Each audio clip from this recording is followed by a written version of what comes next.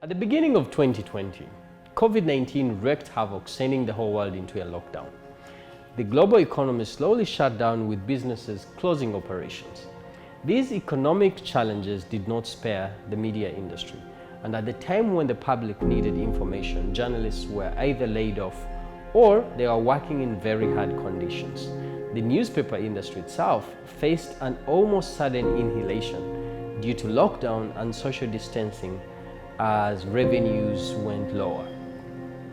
The economic stress aside, an already struggling media landscape was also hit by a second virus accompanying COVID-19, the infodemic, which manifested itself in form of fake news, misinformation, and disinformation.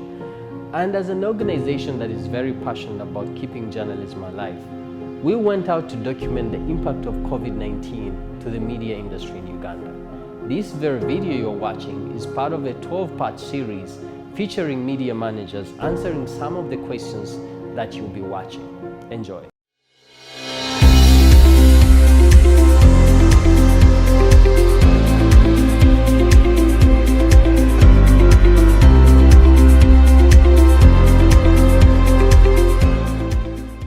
So first of all, I think I would say COVID was a blessing in disguise, because we noticed we can do so much more without literally being in the field. Before, we used to look out for like our subject, go to where they are, interview them, have conversations, and then we have to come back to our stations, listen to the recordings, transcribe, do all that stuff. We realized we're doing a lot of work. And then we decided to make use of the social media. We started using, what should I say? We decided to like get in touch via email, via social media, like you send someone the questions and then they'll get back to you. So it's sort of like reduced on the work that we put in. I mean, you spend less, you get rid of the commute, and then you get things easily. So that was something that came easy. That was a good thing. We have to adapt, we have to adapt to the new world where we are in. The Community Voices app, how we use it, the community reporters and other station reporters or field correspondents, they can use the app to send stories, and then the editor receives the story here at the computer, and they can make the script, they can get the voices, edit them, and then send the bite when it is ready to be used. The world is going online, we are going digital. So the only way forward to this, I think, is people have to accept to go for further studies. Not necessarily going for, if you have a diploma, maybe going for a degree, but getting more knowledge on the new kind of the way the world is now moving. For example, if you've been a traditional journalist, this is now the time you're supposed to look out for the ways of how you can get more knowledge on interactive journalism, multimedia journalism. This is now the right time. Being a media station was able to innovate.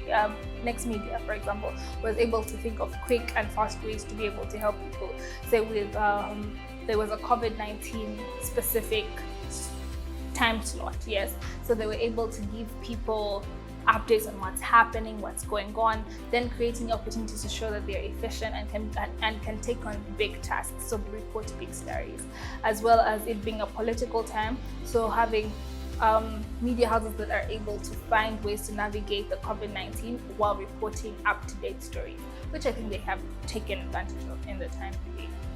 As a media house, of course, we have our old clients, like the adverts we've been playing, like those of Samona, Movit, what and have you. So those ones are still continuing, but we are affected in a way. These small businesses, like someone wants to advertise his small business, we are affected. But of course, we are moving on slowly. We get whatever is there and we move on. I've learned how to save. For sure, people who have been saving, they're not affected that much.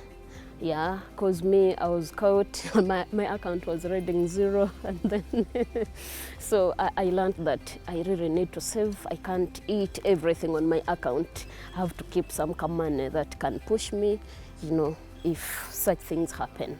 At the beginning of 2020, COVID-19 wreaked havoc, sending the whole world into a lockdown.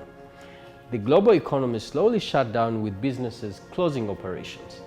These economic challenges did not spare the media industry. And at the time when the public needed information, journalists were either laid off or they are working in very hard conditions. The newspaper industry itself faced an almost sudden inhalation due to lockdown and social distancing as revenues went lower. The economic stress aside, an already struggling media landscape was also hit by a second virus accompanying COVID-19, the infodemic, which manifested itself in form of fake news, misinformation, and disinformation. And as an organization that is very passionate about keeping journalism alive, we went out to document the impact of COVID-19 to the media industry in Uganda. This very video you're watching is part of a 12-part series featuring media managers answering some of the questions that you'll be watching.